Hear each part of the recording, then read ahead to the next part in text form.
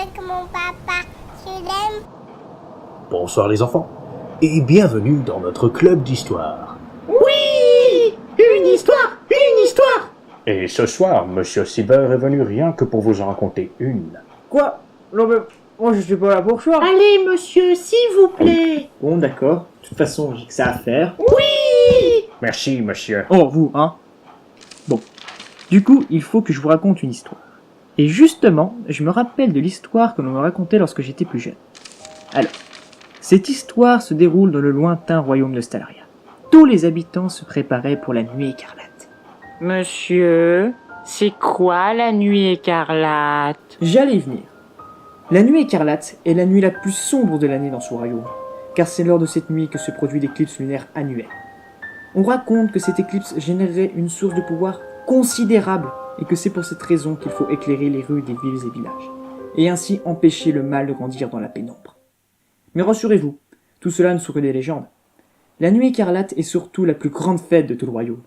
Enfin, ça c'était jusqu'à cette année funeste. Cette année-là, ce qui devait arriver, arriva. Des sorcières venues d'un autre monde avaient profité de la magie de l'éclipse pour pénétrer dans cette contrée. Que nous voulez-vous? Oh, si peu. Votre monde.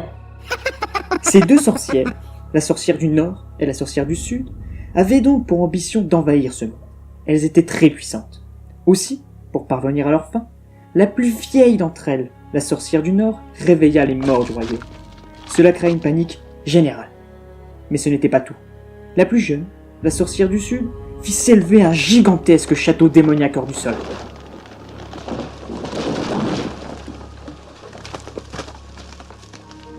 Mes bien chers sujets, profitez bien de cette nuit, car pour beaucoup d'entre vous, ce sera la dernière. En tout cas, sous cette forme. Mais c'est pas possible. Ils peuvent pas s'en sortir. Malheureusement, non. Quoi? Non, je plaisante. Voilà comment ça va se passer. Les deux sorcières avaient donc élu domicile dans le château qu'elles avaient créé. Mais pendant ce temps, un pirate, qui ne revenait sur Terre qu'une seule fois par an, pour aller se recueillir sur la tombe de ses défuntes femmes. Il va arriver. Il va trouver un zombie. Oui, c'est ça. Un zombie. Maintenant, si tu veux bien me laisser finir... Je disais donc. Comme chaque année, il revenait sur la tombe de son épouse. Mais cette fois-ci, il la trouva vide. Au début, il voulut trouver le responsable de cette profanation. Mais sa surprise fut totale lorsqu'il le trouva. Devant lui se tenait son épouse. Elle se trouvait dans le même état que lorsque la mort s'était emparée d'elle. Quoique plus translucide, il jeta donc son arme à terre. Il refusait de se battre contre elle.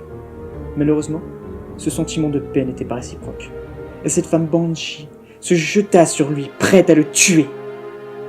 Le pirate ne se débattit pas. Il ne pouvait pas faire de mal à la femme qu'il avait tant aimée et perdue trop tôt. La Banshee ne le reconnaissait pas. Elle était prisonnière d'une rage sanguine. Et quand elle fut assez proche du pirate, celui-ci se jeta à son tour sur elle pour l'embrasser. Ce baiser eut pour conséquence de réveiller d'anciens sentiments humains chez sa femme, notamment son amour pour lui. Enfin, elle le reconnaissait. C'est nul! Comment un simple baiser la réveillerait? Puis c'est dégoûtant d'embrasser une morte. Mais non, arrête. C'est tellement romantique. Ça veut dire que leur amour est éternel et que rien ne pourra jamais les séparer. Tout à fait. Maintenant, reprenons. Le pirate avait donc réussi à réveiller sa femme. Celle-ci s'en voulait de l'avoir attaqué ainsi, mais en même temps, elle le remercia de ne jamais l'avoir oublié, car c'est cet amour véritable qui l'a sauvé. Le pirate voulut savoir ce qui s'était passé.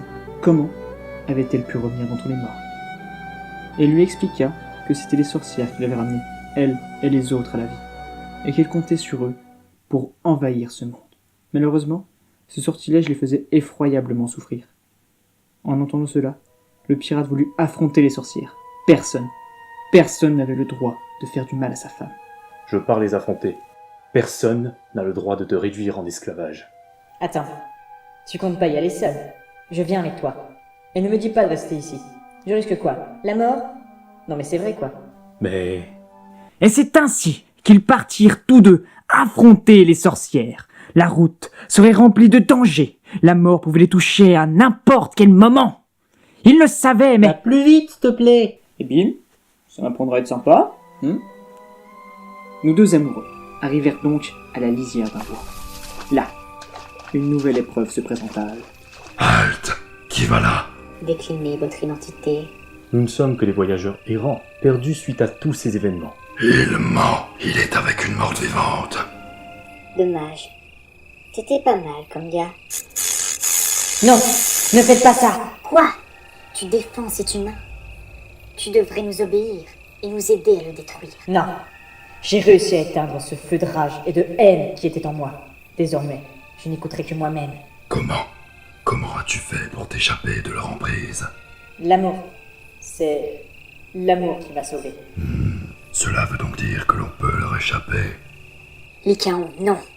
Tu ne vas pas te laisser tenter. Astarté, n'en as-tu donc pas assez d'être leur esclave?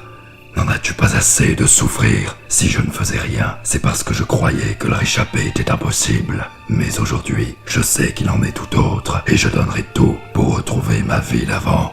Mais... N'en as-tu pas assez? Si. Vous l'aurez donc deviné.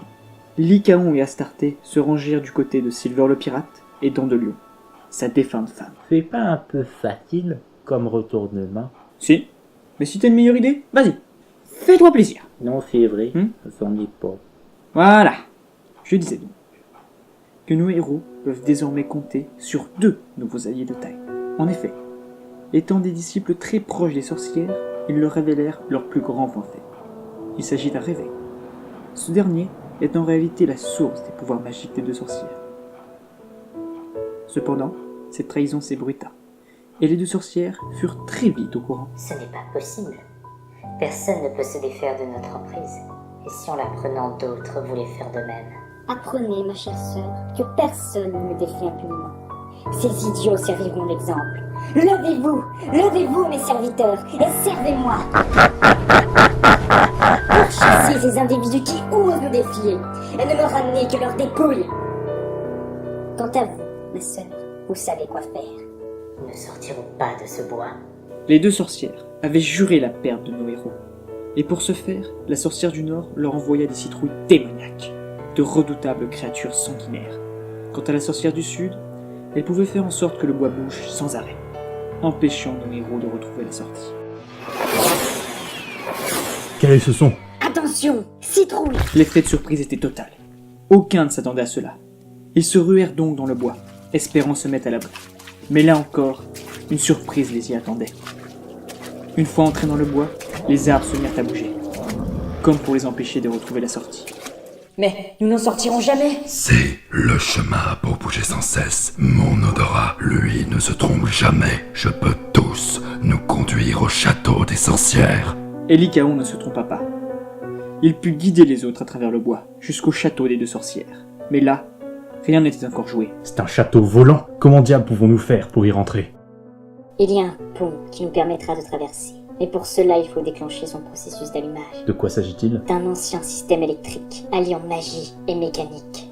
Comment l'allume-t-on? Comme ceci. Et c'est ainsi qu'Astarté put réactiver le pont, en lançant un sortilège que peu de personnes maîtrisaient, car ce sort alliait magie et technologie. Le pont s'ouvrit, et nos héros purent pénétrer dans l'enceinte du château. Là, ils parcoururent les immenses salles du château, et ils gravirent toutes les marches du donjon pour se retrouver face à face avec les 2 sorcières. Vous voilà enfin à votre don. Vous vous demandez certainement comment vous avez pu arriver jusqu'à nous, sans trop de difficultés. Eh bien, disons qu'après avoir étudié la question, nous préférions vous exterminer nous-mêmes. À ce moment précis, la sorcière du Sud fit s'envoler encore plus haut le château. Elle arracha du sol toutes les terres environnantes, créant un paysage de chaos. Quant à la sorcière du Nord, elle fit s'ouvrir un portail afin d'y précipiter nos héros pour les anéantir. Vous n'auriez jamais dû oser nous défier. La bataille faisait rage entre nos héros et les sorcières. Pire encore, tous les éléments arrachés du sol s'abattaient sans cesse sur la tête de nos héros. Et c'est alors que notre pirate fut bousculé par une bourrasque. Il s'aperçut alors que cette bourrasque fut créée par le passage brusque de son navire. Apparemment, la sorcière du Sud l'avait également arraché du sol, ou plutôt de la mer. Du fait de cette fée bousculée, Silver put remarquer un détail intéressant. La sorcière du Nord avait sur elle le réveil, dont leur avaient parlé Lycaon et Astarté. Chérie, Oui, je sais comment vaincre ces deux-là, mais j'aurai besoin de toi. tout ce que tu veux. Tu te rappelles de notre navire? Regarde, il est ici. Ce que je te demande, c'est de trouver un moyen de rentrer à bord et de tirer sur ces sorcières avec nos bons vieux canons. Mais toi, tu vas faire quoi? Jouer aux pattes pocket. Notre chère Banshee parvient donc à monter sur le navire. Et là, elle suivit les ordres de son mari. Elle chargea tous les canons et les fit tous tirer sur les sorcières. Pauvre folle, cela ne sert à rien. N'en sois pas si sûr. En effet, cette diversion fut bénéfique. Notre pirate put grâce à cela dérober le réveil, et sans réfléchir, il se précipita avec dans le portail. Non! En se jetant dans le portail avec le réveil, il parvint à détruire cette arme ultime contre les sorcières. Aussi, suite à cette destruction, le portail se referma. Et les sorcières se mirent à disparaître à leur tour dans un éclair lumineux. Le château s'effaça peu à peu, et tous les environs revinrent comme avant. Lycaon retrouva sa forme humaine, de même pour Astarté. Les morts retournèrent dans leur tombe, tous, sauf notre Banshee, qui retrouva une forme humaine et bien vivante. Nous avons réussi. Le royaume est sauvé. Dans de Lion? Dans de Lion, ça va? Non. Non, ça ne va pas. Cela n'aurait pas dû se passer ainsi. Nous devons retourner le chercher. Nous devons aller chercher Silver. Voilà! Fin! Quoi? C'est la fin? Mais c'est pas fini, c'est quoi la suite? Il y a un tome 2, un film? Non mais ça peut pas se finir comme ça! Monsieur! Monsieur!